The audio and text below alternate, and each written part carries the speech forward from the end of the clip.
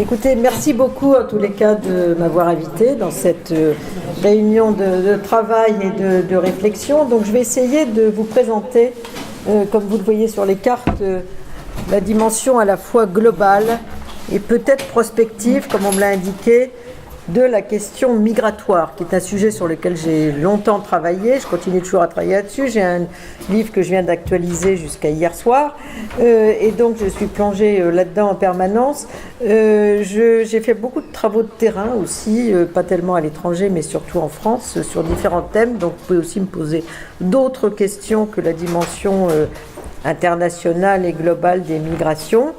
Et puis j'ai des engagements associatifs et je fais souvent des conférences, débats à titre bénévole et personnel pour des diverses associations dans un champ assez large.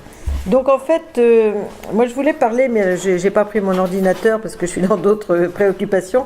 Hier j'ai reçu, comme je disais, de Christian Mellon, qui est un jésuite que je connais par la revue Projet, dont je fais partie, qui m'a envoyé un très beau texte du pape François, sur la question des migrations, en s'appuyant sur les travaux de la pastorale des migrants et notamment de Tomasi, qui est un des membres, un des piliers actuels de la pastorale des migrants, qui avant dirigeait la revue International Migration Review à New York, qui est un homme qui a une très belle connaissance de tout cela et qui s'occupait des missions italiennes.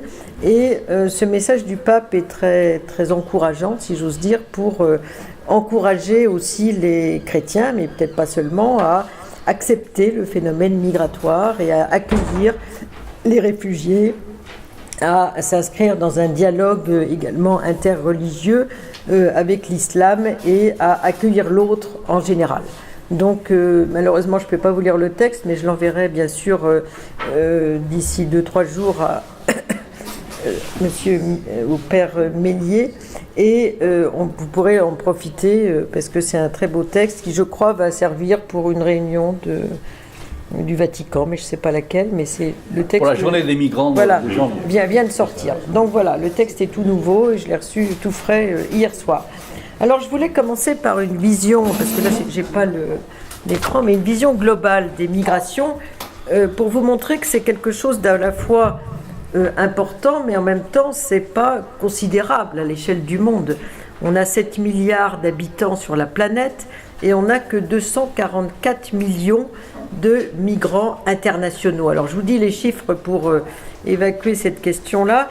Les chiffres, ils viennent à la fois du département de la population des Nations Unies, donc c'est quelque chose de très sérieux, qui a une définition très précise du migrant, que je rappelle parce que beaucoup de gens confondent toute une série de choses. Le migrant, c'est celui qui est géographiquement, il y en a plusieurs dans la salle je pense, qui sont nés dans un pays et qui vivent dans un autre pays que celui où ils sont nés, indépendamment de leur nationalité. Il y a des Français qui sont des migrants, parce qu'ils sont nés quelque part, ils vivent ailleurs. Donc ça, c'est un migrant. Il y a une définition géographique. Et à côté de ça, il y a les étrangers.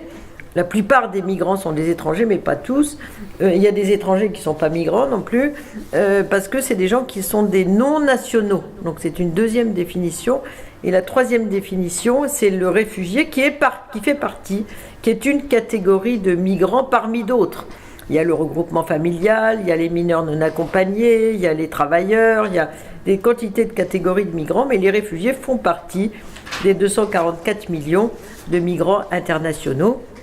Et aujourd'hui, puisque j'étais en train de réactualiser les chiffres, on a au commissariat aux réfugiés des Nations Unies, toujours, comptabilise 67 millions de réfugiés au sens large, c'est-à-dire des déplacements forcés, qui inclut également des gens qui n'ont pas le statut de réfugiés, bien sûr, et des gens qui, pour des raisons de guerre, sont déplacés internes dans leur pays. Donc ça fait 67 millions de personnes, dont seulement 22,5 millions ont le statut de réfugiés de la Convention de Genève. Donc voilà un peu pour les chiffres. Il n'est pas d'accord. Non, il n'aime pas, ça ne lui plaît pas. Ça ne lui plaît pas, mais ça, ce sera son existence, le futur. Vivre avec les migrants et être éventuellement migrant soi-même. Donc en fait, c'est un phénomène limité, 3,5% de la population mondiale, des migrants internationaux. À côté de ça, il faut ajouter 740 millions de migrants internes. C'est-à-dire que si on ajoute les migrants internes, qui incluent beaucoup de déplacés environnementaux sur lesquels je reviendrai, les 3/4 sont des migrants internes, et les migrants internationaux, on a 1 milliard de la population de la planète sur 7 qui sont des migrants. Mais beaucoup dans leur pays et une petite partie, le tiers, hors de leur pays. Voilà, c'est ça qu'il faut avoir en tête. Donc l'essentiel sont des déplacés dans leur pays pour des guerres, pour des questions environnementales, pour toute une série de raisons économiques, etc. Donc l'essentiel des migrants dans le monde sont des migrants internes, mais moi je vais vous parler que des migrants internationaux, parce que sinon ce serait une deuxième conférence. Donc ces migrants, comme on le voit, il y a des tas de choses qui ont changé depuis quelques temps. D'une part, les migrants, leur chiffre s'est quand même beaucoup multiplié, puisqu'il y a 40 ans, on avait 77 millions de migrants internationaux. Aujourd'hui, on en a 244 millions. Donc c'est un phénomène qui est en croissance, qui, comme on le disait tout à l'heure, va continuer à croître, parce que c'est un phénomène structurel. La plupart des phénomènes migratoires, on va y revenir, que vous devez connaître aussi bien que moi, c'est des causes profondes qui correspondent à la situation de beaucoup de pays dans le monde, diverses d'ailleurs, mais c'est un phénomène structurel. Pendant longtemps, en Europe, on a considéré que la migration, c'était quelque chose de conjoncturel, quelque chose de court terme. C'était soit pour répondre tout d'un coup à des besoins de main-d'œuvre, soit parce qu'il y avait une crise qui provoquait des réfugiés, mais les Européens ont beaucoup de mal, et c'est une des grandes différences avec le reste du monde, à accepter que l'Europe est devenue une grande terre d'immigration. Ça, c'est un phénomène général. Et l'accueil qui a été fait aux réfugiés est le résultat de cette perception.